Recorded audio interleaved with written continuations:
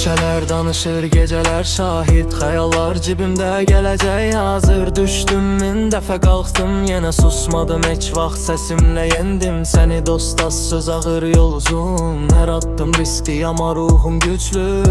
Külək əleyhimə əsədə bərk, mən geri dönmərəm, bu oyun tək. Susma, səsini yüksəlt, bu sənin anın. Qaranlıq içində parlayan bir canım, yıxılsan da qalx, buraxma arzunu. Bu həyat səhnədir, yaz öz yazını.